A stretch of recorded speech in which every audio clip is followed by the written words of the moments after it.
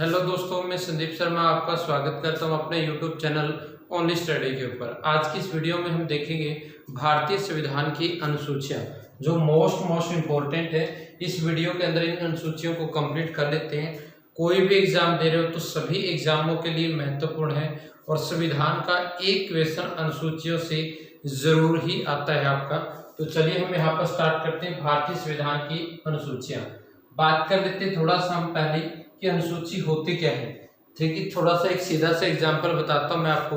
जैसे कि हम कोई किताब है और किताब के अंदर जो लेसन होता है और लेसन के लास्ट में एक सारांश यानी एक डाटा दिया जाता है, मेन डाटा, वो सारा एक जगह इकट्ठा करके, या हम कह सकते हैं कोई भी किताब पढ़ रहे हैं और उस किताब का जो मेन डाटा है, एक जैसा जो डाटा है, यदि हम उसको एक जगह पर लिख लें, ऐसा ही वो हमारा क्या कहलाती है, अनुसूचियां कहलाती है। संविधान में एक जैसी जो बातें, एक जैसा जो डाटा है वो अलग लिख दिया गया, जिनका वर्णन अनुच्छेदों में नहीं किया गया।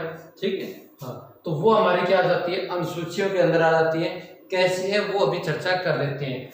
सबसे पहले आपने ध्यान में रखना है जो मूल संविधान था, मूल संविधान का अर्थ हमारा क्या होता है अभी, 26 जनवरी 1950 की बात है। 26 जनवरी 1950 को भारतीय संविधान में अनुसूचियों की संख्या कितनी थी, 8 थी। कितनी थी, 8। लेकिन वर्तमान में, यानी वर्तमान में इनकी संख्या बढ़कर कितनी होगी, 12 हो गई। यानी 8 से जब 12 हुई तो संशोधन जरूर हुए होंगे। तो संशोधन कितने हुए थे, अनुसूचियों में आपसे पूछा जाए तो 4 बार क्या हुआ, ये संशोधन हुआ है। यानी इनकी संख्या में बढ़ोतरी के लिए 4 बार हुआ है। वैसे तो अनुसूचियों में जैसे 8वीं अनुसूची जहां पर भाषाओं का वर्णन है उसमें 3 बार संशोधन हुआ है। ऐसे तो संशोधन होते रहे, ठीक है, लेकिन इनकी संख्या में बढ़ोतरी के लिए कितने संशोधन हुए, कुल 4 संशोधन हुए। उन चारों के 4 संशोधनों के बारे में हम चर्चा करेंगे। चलिए अब हम देखते हैं अगला जो पॉइंट्स बनता है, किस प्रकार से एग्जाम में क्वेश्चंस बनते हैं। आपसे या तो ये पूछ लेगा कि बताइए राज्यसभा की सीटों का बंटवारा कौन सी अनुसूची में है, तो हमारा राइट आंसर होगा 4। या इस टाइप से पूछ लेगा बताइए आपसे कि भाषाओं का वर्णन किस अनुसूची में है, तो 8वीं में है। ठीक है, पूछ लेगा कि 7वीं सूची में किस चीज का वर्णन है, सूचियों का वर्णन है। इस टाइप से क्वेश्चंस बनते हैं और एक क्वेश्चन आपका जरूर आता है प्यारे बच्चों। अब हम यहाँ पर डाल लेते हैं हेडिंग, अनुसूची नंबर जो 1 है संविधान की, वो क्या कहती है। ठीक है, बस आप ये क्लास देख लीजिए, क्लास में याद हो जाएगी क्योंकि पहले भी आप पढ़ चुके होंगे। एक बार शुरू से लेकर अंत तक की क्लास देख लीजिए, इसी में आपकी अनुसूचियां याद हो जाएगी। एक क्वेश्चन पक्का है, आपका कोई भी नंबर नहीं कटेगा। अनुसूची नंबर जो 1 है वो वर्णन करती है राज्य और केंद्र शासित प्रदेश, राज्य और केंद्र शासित प्रदेश का वर्णन करती, प्रदेशों का वर्णन करती है। ठीक है, संविधान के आर्टिकल 1 से लेकर 4 तक, अनुच्छेद 1 से लेकर 4 तक, और संविधान का भाग 1 अनुच्छेद 1 से 4, और अनुसूची जो पहली है वो किसका वर्णन करती है, वो वर्णन करती है राज्य और केंद्र शासित प्रदेश का। ठीक है, जब भारत आजाद हुआ तो भारत 4 ग्रुपों में बटा हुआ था, A, B, C और D। ठीक है, ये पॉइंट्स आप यहाँ पर ध्यान में रखें। A, B, C, D 4 ग्रुपों में बटा हुआ था। नेक्स्ट जो क्लास होगी हम इसी के ऊपर पढ़ेंगे। ये सारी जो ABCD की बातें हैं वो बिल्कुल अच्छे तरीके से आपको समझाऊंगा। ठीक है, हाँ, तो 4 ग्रुपों में भारत बटा हुआ था, ये पॉइंट्स आपने यहाँ पर ध्यान में रखना है। ठीक है, अब हम बात करते हैं ये जो टोटल हमारे 4 भागों में टोटल 28 राज्य हम कह सकते हैं, प्रांत थे टोटल, इनकी जो संख्याएं थी। ठीक है, राज्य और केंद्र शासित प्रदेश मिलाकर। लेकिन 7वां संविधान संशोधन हुआ 1956 में, 7वां संविधान संशोधन 1956 में, जिसके अंदर क्या, राज्य पुनर्गठन आयोग के द्वारा 14 राज्य और 6 केंद्र शासित प्रदेश का निर्माण किया गया। 14 राज्य और 6 केंद्र शासित प्रदेश बने थे। कब? अपने 1956 में। वर्तमान में हम देखें तो राज्यों की संख्या 28 हो चुकी है, राज्यों की संख्या, और केंद्र शासित प्रदेश हमारे 9 केंद्र शासित प्रदेश, जिसमें हम क्या करेंगे, लद्दाख और जम्मू एंड कश्मीर को भी ऐड कर लेते हैं। ठीक है, यदि ऑप्शन में 9 ना दे रखा तो आपका 8 भी सही रहेगा, 8 भी राइट आंसर रहेगा।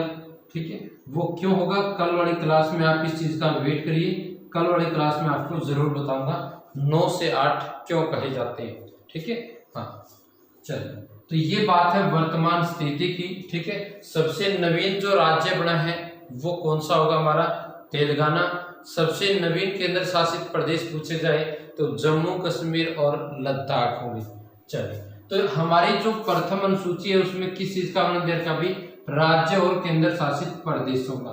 भारत में कितने राज्य होंगे, किस प्रकार से उनके नियम प्रणाली होती है। अब हम बात करते हैं अनुसूची नंबर 2। मोस्ट इम्पोर्टेंट है अनुसूची नंबर 2। अनुसूची नंबर 2 में दे रखा है प्यारे बच्चों वेतन के बारे में दे रखा है। ठीक है, उच्च पदाधिकारी जो हमारे हैं, पदाधिकारी के वेतन का वर्णन दिया हुआ है। ठीक है, उच्च पदाधिकारियों के वेतन का वर्णन दे रखा है अनुसूची नंबर 2 में। वे किसको कितनी सैलरी देगी वो सारे की सारी बातें यहाँ पर लिखी हुई है। जैसे कि हम बात करें भारत के राष्ट्रपति, भारत के राष्ट्रपति के वेतन का वर्णन इस अनुसूची के अंतर्गत आता है। ठीक है, जिसको अनुच्छेद पूछा जाए तो आपका 59 यानी आपका 59 होगा। अनुच्छेद 59 में राष्ट्रपति को 5 लाख रुपए प्रति माह सैलरी होगी। कितनी होगी भी?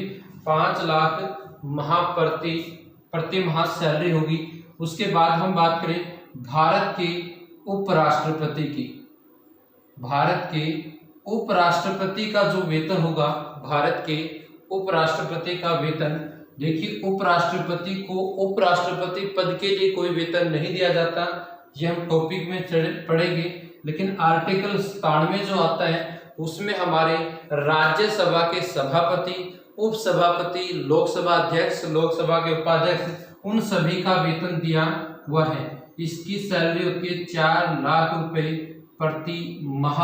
इस पॉइंट्स को भी आप यहाँ पर ध्यान में रखेंगे आर्टिकल नंबर 97 में।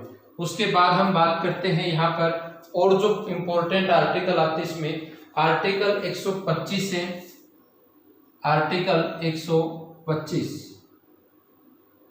ठीक है, जिसमें सुप्रीम कोर्ट के न्यायाधीशों का वेतन दिया हुआ है, न्यायाधीश का वेतन दिया हुआ है। ठीक है, आर्टिकल जो 125 है उसके 4 पार्ट है, ABCD इस तरीके से। तो 125 का जो हमारा तीसरा पार्ट है उसमें क्या दे रखा है? सुप्रीम कोर्ट के जो जज होते हैं उसका। जज में बात करेंगे मुख्य न्यायाधीश, मुख्य न्यायाधीश का जो प्यारे बच्चों वेतन होता है वो होता है 2,80,000 रुपये। कितना होगा? 2,80,000 रुपये। अन्य जो न्यायाधीश होंगे, अन्य न्यायाधीश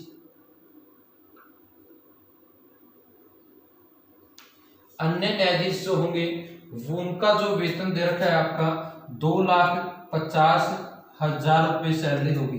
ठीक है, इसी प्रकार आपसे पूछ लेंगे हाई कोर्ट के जो जज हैं, हाई कोर्ट के जो न्यायाधीश हैं, न्यायाधीशों का जो वेतन दिया हुआ है आर्टिकल 219, अनुच्छेद 219 में दिया हुआ है, जिसके अंदर हम बात करेंगे जो हाई कोर्ट के अंदर मुख्य न्यायाधीश होगा प्यारे बच्चों,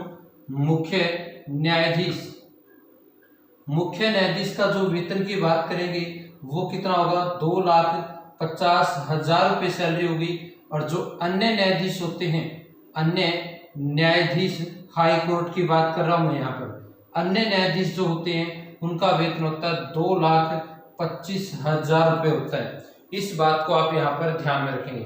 एक आपसे पूछा जाता है, जो प्रमुख पूछे जाते हैं उन्हीं की बात कर रहे हैं। यदि आपसे पूछा जाता है आर्टिकल 148 की बात करेंगे आर्टिकल 148 में CAG कैग का जो वेतन है कैग उसका वेतन भी यहाँ पर दे रखा है 2,80,000 रुपये होगा। कितना होगा प्यारे बच्चों? 2,80,000। यानी अनुसूची जो हमारी हाई कोर्ट के जो वेतन होगा वो 221 में होगा। हाई कोर्ट का आर्टिकल कौन सा होगा? 221। यहाँ पर 219 में शपथ आती है, ठीक है, 221 होगा। तो ये बातें सारी की सारी आपने ध्यान में रखनी है, जिन जिन के प्रमुख वेतन पूछे जाते हैं। बाकी जैसे जैसे हम टॉपिक पढ़ेंगे उसके अंदर कवर कर लेंगे। तो अनुसूची नंबर 2 में क्या होगी? वेतनों से रिलेटेड है आपकी, ये पॉइंट सारे के सारे आपने ध्यान में रखने। चलिए अब हम देखते हैं अनुसूची नंबर 3। अनुसूची नंबर 3 क्या कहती है उसके बारे में चर्चा कर लेते हैं। अनुसूची नंबर 3 जो है प्यारे बच्चों वो क्या कहती है? जितने हमारे उच्च पदाधिकारी होते हैं उनकी शपथ का प्रारूप दे रखा है, शपथ का वर्णन नहीं दे रखा है, कौन किसको शपथ दिलाएगा। ध्यान से सुनना, अनुसूची नंबर 3 क्या कहती है? 3 क्या कहती है? अनुसूची नंबर जो 3 है उसमें क्या दे रखा है? शपथ का प्रारूप का वर्णन है, प्रारूप का वर्णन है। मैं इनका डाल लेता हूं इसके अंदर, प्रारूप का वर्णन है। इस बात को आप यहां पर ध्यान में रखेंगे। प्रारूप की हम बात करें पहले बच्चों, इसके अंदर देखिए,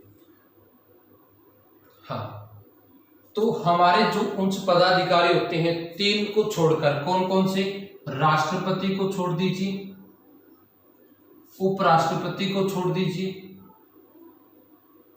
उपराष्ट्रपति, और हम बात करें राज्यपाल को, राज्यपाल, इन 3 पदों को छोड़कर अन्य जितने भी पदाधिकारी शपथ लेते हैं उनकी शपथ का प्रावधान कहां पर दिया गया है? अनुसूची नंबर 3 में दे रखा है। क्योंकि अनुसूची नंबर 3 में पद से संबंधित, पद और गोपनीयता की शपथ का वर्णन दिया हुआ है, लेकिन राष्ट्रपति, उपराष्ट्रपति, राज्यपाल ये संविधान के प्रति क्या लेते हैं? शपथ लेते हैं। इनकी शपथ का प्रारूप जो होता है वो अलग होता है, और अन्य जो पद होते हैं उनकी शपथ का प्रारूप जो होता है, ढांचा जो होता है वो अलग होता है। जैसे कि हम आर्टिकल 75 में हमारे जितने भी संघ के मंत्री होते हैं, मंत्री वगैरह होते हैं, उनकी शपथ का वर्णन जो दे रखा है वो हमारे आर्टिकल 75 में दिया हुआ है। इस पॉइंट्स को ध्यान में रखना। आर्टिकल 99 इंपॉर्टेंट है। 99 में जितने भी हमारे सांसद हैं, यानी लोकसभा और राज्यसभा के जितने भी सांसद हैं, उन सांसदों की शपथ का वर्णन यहाँ पर दिया हुआ है। आगे हम बात करें आर्टिकल 124 का भाग 6 में क्या दे रखा है? सुप्रीम कोर्ट के जज की शपथ। इसको शपथ कौन दिलाएगा? शपथ दिलाएगा कौन? इनका वर्णन आर्टिकलों में दे रखा है। जैसे कि हम सुप्रीम कोर्ट के जज को शपथ राष्ट्रपति द्वारा दिलाई जाती है, लेकिन जो शपथ का प्रारूप है वो अनुसूची नंबर 3 में है। इस बात को आप ध्यान में रखना। अनुच्छेद 219 की बात करेंगे, हाई कोर्ट के जो न्यायाधीश होते हैं उनकी शपथ का वर्णन है। इस बात को ध्यान में रखना आपने सारे। अब हम बात करते हैं जो राष्ट्रपति होता है, राष्ट्रपति को शपथ दिलाने का काम कौन करता है प्यारे बच्चों? हाई सुप्रीम कोर्ट के मुख्य न्यायाधीश। इसकी शपथ का वर्णन संविधान के अनुच्छेद 60 में दिया गया है, ठीक है। उसके बाद हम यहाँ पर बात करते हैं आगे जो उपराष्ट्रपति है, इसकी शपथ का वर्णन अनुच्छेद 69 में दिया गया है, और इसकी जो शपथ है राज्यपाल की वो अनुच्छेद 159 में दी गई है। ये सारे के सारे, ये तीनों के 3 आर्टिकल बड़े इंपॉर्टेंट है, जिनका वर्णन अनुसूची नंबर 3 में नहीं आता, क्योंकि ये संविधान के प्रति क्या लेते हैं प्यारे बच्चों? शपथ लेते हैं, ठीक है। चलिए उसके बाद हम पढ़ते हैं अनुसूची नंबर जो 4 है वो क्या कहती है। फिर अनुसूची 4 में हम पढ़ेंगे वो राज्यसभा की सीटों का बंटवारा। राज्यसभा की सीटों का जो बंटवारा है अनुसूची नंबर 4 में दिया गया है। किस राज्य से कितनी सीटें जाएंगी, ठीक है। आपसे क्वेश्चन है कि बताइए अनुसूची नंबर जो 4 है वह राज्यसभा की कितने सीटों का बंटवारा करता है। ये मेरे को आप कमेंट बॉक्स में लिखकर बताइए। क्या है क्वेश्चन, आपका ध्यान सुनिए। राज्यसभा की सीटों का जो बंटवारा है, कितनी सीटों का बंटवारा अनुसूची नंबर 4 में दिया गया है। ठीक है, इस पॉइंट्स को आप ध्यान में रखना। सबसे ज्यादा सीटें कहां से जाती है प्यारे बच्चों, यूपी से जाती हैं। कितनी सीटें जाती हैं, 31 सीटें जाती हैं। ठीक है, इस पॉइंट्स को आप ध्यान में रखेंगे। चलो, हाँ, उसके बाद हम बात करते हैं अनुसूची नंबर 5। अनुसूची 5, अनुसूची 5 और 6 एक जैसी है। 5 और 6 दोनों देखिए। अनुसूची 5 की बात करेंगे, इसके अंदर हमारा अनुसूचित जाति, सूचित जाति व अनुसूचित जनजाति, जनजाति के आरक्षण का प्रावधान हम कह सकते हैं। आरक्षण का प्रावधान या कानून का प्रावधान कह लीजिए, आरक्षण, यानी इसका प्रावधान दिया गया है अनुसूची नंबर 5 में। इसको हम एससी बोल देंगे, इसको एसटी बोल देंगे। ठीक है, एससी और एसटी, ये पॉइंट्स आपने यहाँ पर ध्यान में रखना है। लेकिन जो अनुसूचित 6 है उसमें जो है सिर्फ एसटी का प्रावधान दिया गया है। आप कहोगे कि एसटी तो ऊपर भी थी, 5 में भी थी, लेकिन जो ये होगी यहाँ पर 4 राज्यों में ही आपकी लागू होती है। ये सिर्फ 4 राज्यों में होंगे। वो 4 राज्य कौन कौन से होंगे, ठीक है, वो ज्यादा पिछड़ा वर्ग था, वहां पर ज्यादा पिछड़ी हुई एसटी जाति थी, तो वो इसके अंदर शामिल किए गए। उनको इस अनुसूची नंबर 5 से ज्यादा छूटें का प्रावधान है, जिसमें एक राज्य आता है। सबसे पहले असम की बात करेंगे, दूसरा हम प्यारे बच्चों यहाँ पर बात करेंगे त्रिपुरा, त्रिपुरा, तीसरा हम यहाँ पर बात करेंगे वो आएगा आपका मिजोरम और मेघालय, मिजोरम और मेघालय। ठीक है, एक हमारा यहाँ पर स्टेट आपकी सिर्फ जो है 4 ये, असम, त्रिपुरा, मिजोरम और मेघालय, लेकिन पश्चिम बंगाल का दार्जिलिंग हिस्सा भी इसके अंदर इंक्लूड किया गया है। इस पॉइंट्स को भी ध्यान में रखना अनुसूची नंबर 6 के अंदर, लेकिन पूरा का पूरा पश्चिम बंगाल नहीं है। तो आपसे पूछा जाए क्या दार्जिलिंग अनुसूची नंबर 6 में आता है, तो आपका आंसर होगा हाँ आता है। ये सारी की सारी बातें ध्यान में रखनी है अनुसूची नंबर 6 से रिलेटेड। अब हम बात करते हैं अनुसूची नंबर 7 की। अनुसूची नंबर 7 में क्या दिया गया है, सूचियों का वर्णन। 7 पढ़ रहे हैं ना हम, 7 पढ़ रहे हैं। 7 में हमारा दे रखा क्या भाई, सूचियों का वर्णन दे रखा है। और सूचियों की बात करेंगे प्यारे बच्चों, सूची यानी विषय, सूचियां या हम कह सकते हैं विषय, सूचियां या विषय। तो सूचियां जो होती हैं वो 3 प्रकार की होती हैं। कितने प्रकार की होंगी, 3 प्रकार, जिसमें हमारी एक होगी केंद्र सूची, केंद्र या संघ सूची, दूसरी हम बात करेंगे राज्य सूची, और तीसरी हम बात करेंगे समवर्ती सूची।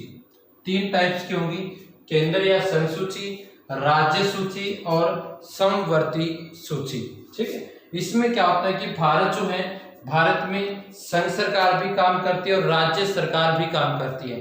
अब दोनों सरकारें काम कर रही हैं, तो उनके जो कार्य होंगे उनका बंटवारा जो है वो हमारा कहाँ दिया गया है प्यारे बच्चों, अनुसूची नंबर 7 में दिया हुआ है।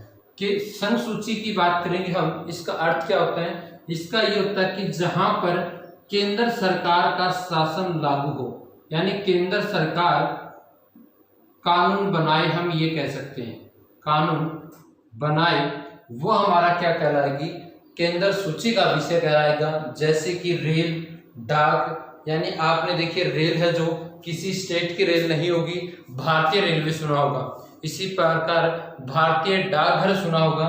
तो इस प्रकार के जहां यानी डाकखाना, रेलवे हो गया, इस प्रकार के सेना से संबंधित हो गया। ऐसा तो नहीं कि राजस्थान की सेना, हरियाणा की सेना, तो भारत की सेना काउंटिंग होती है। वो सारी की सारी बच्चों इनके ऊपर कानून कौन बनाती है, केंद्र सरकार बनाती है। और जब भारत का जो मूल संविधान था, इसके अंदर टोटल 97 विषय थे। कितने विषय थे? 97, लेकिन वर्त में बढ़ाकर कितने हो गए? 100 हो चुके हैं। कितने विषय? 100। यानी 100 ऐसे विषय हैं जहां पर क्या करेगी? केंद्र सरकार ही कानून बनाएगी। उसके बाद आता है राज्य सूची, जहां पर क्या करेगी? राज्य सरकार कानून बनाएगी।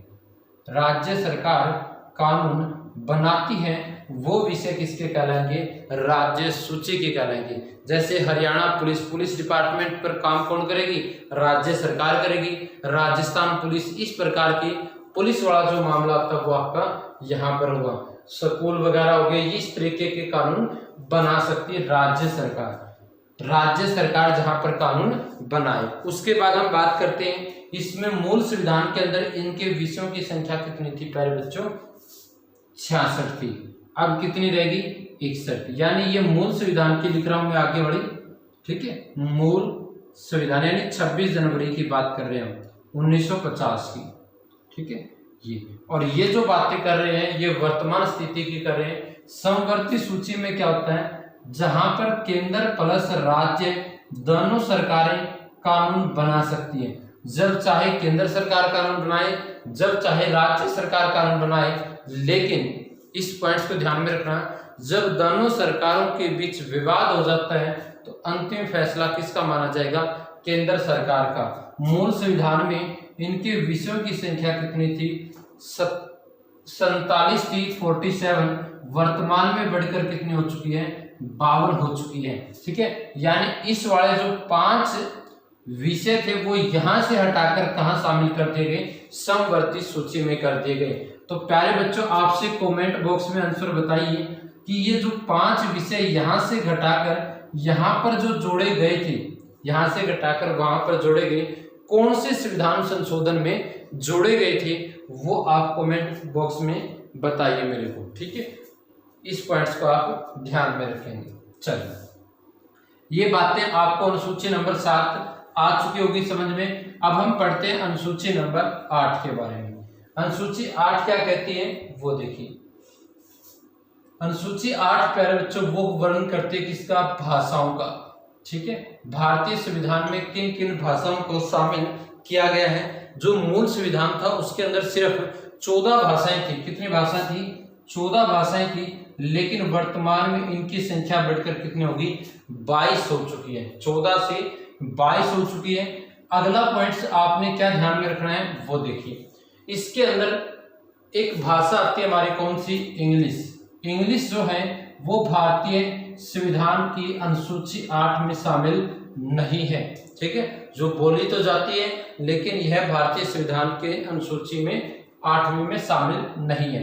परंतु दूसरा पॉइंट से संस्कृत। संस्कृत एक ऐसी भाषा है जो कहीं पर बोली नहीं जाती, यानी कहीं की लैंग्वेज नहीं, लोकल लैंग्वेज नहीं है संस्कृत, ठीक है। वैसे तो बोली जाती है, हाँ, लोकल लैंग्वेज नहीं है संस्कृत कहीं की, लेकिन इसको भारत की इन 22 भाषाओं में शामिल किया गया है। मूल संविधान में कितनी थी? 14 थी, अब कितनी हो चुकी है? 22 हो चुकी है। एग्जाम में आपसे पूछेगा भी 14 से 22 जो हुई थी, जो एक्स्ट्रा जो बच गई 8 भाषाएं, वो 8 भाषा आपके एग्जाम के लिए इंपॉर्टेंट है। 14 भाषा इंपॉर्टेंट नहीं है, 8 भाषा इंपॉर्टेंट है।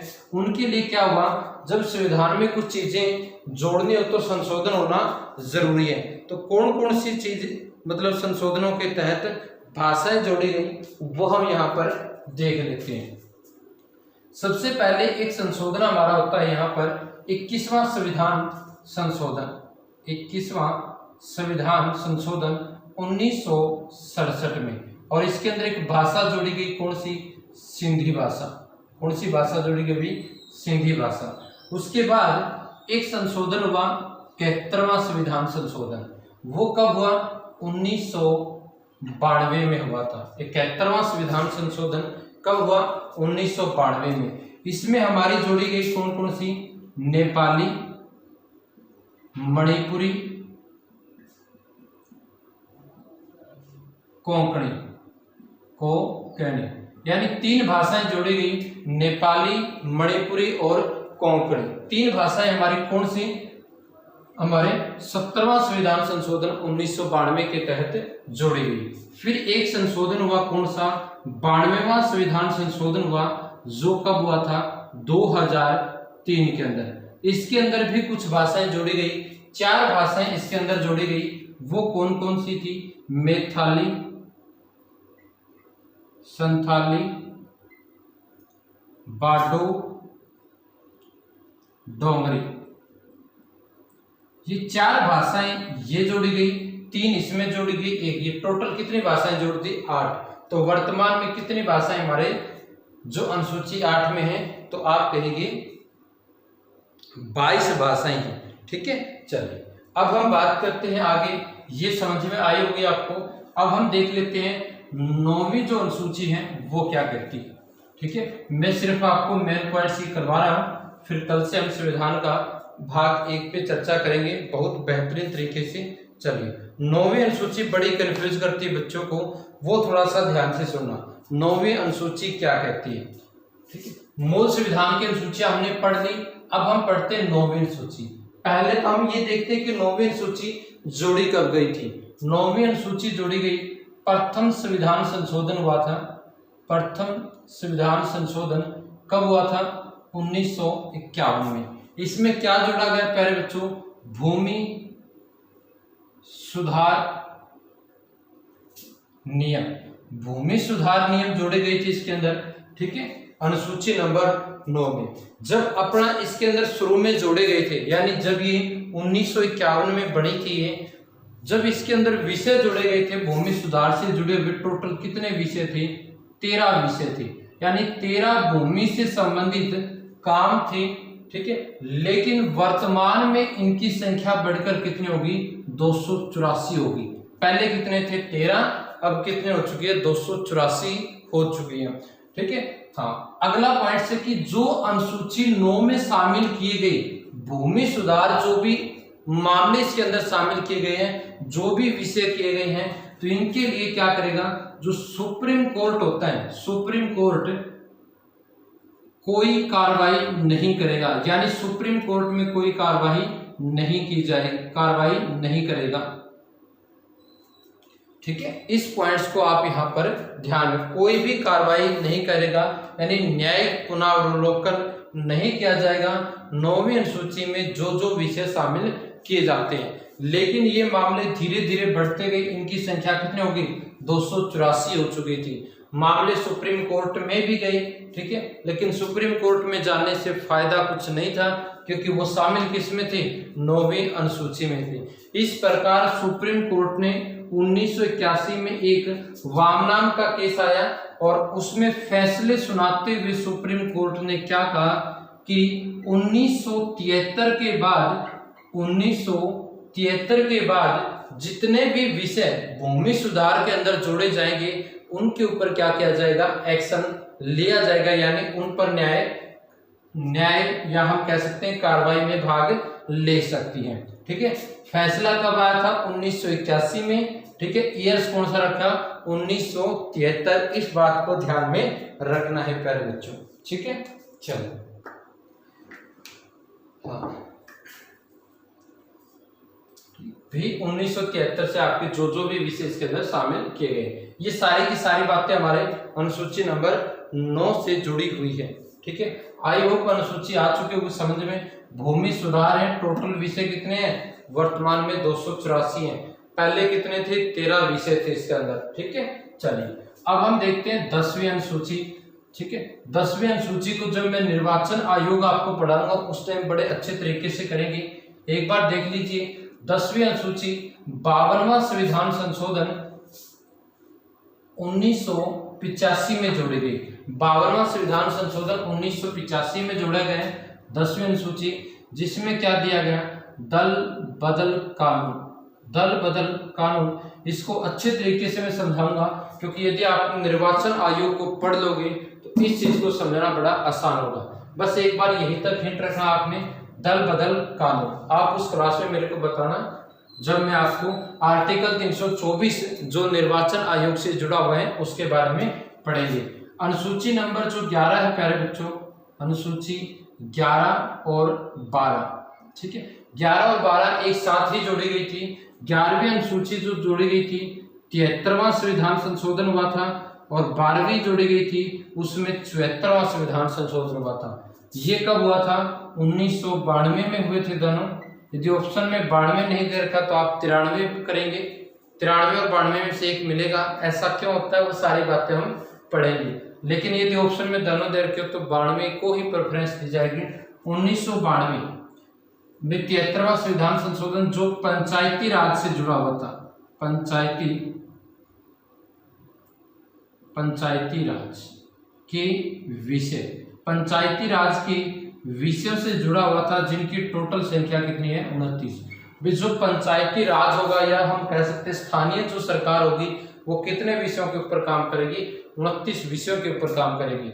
इसी प्रकार 12वीं सूची में नगर पालिका जो होगी, नगर पालिका या हम कह सकते हैं शहरी शासन के विषय, जिनकी टोटल संख्या कितनी दे रखी है आपकी? 18, यानी 18 विषयों के ऊपर क्या कर सकती है? काम कर सकती है। ये हमने पढ़ी थी प्यारे बच्चों, ये हमारी 12वीं सूची थी। तो हमने 1 से लेकर 12 तक की सारी अनुसूचियां पढ़ ली हैं। वीडियो कैसी लगी लाइक करें और ज़्यादा से ज़्यादा प्लीज़ इसको शेयर करें, और वीडियो अच्छा लगे तो लाइक करें।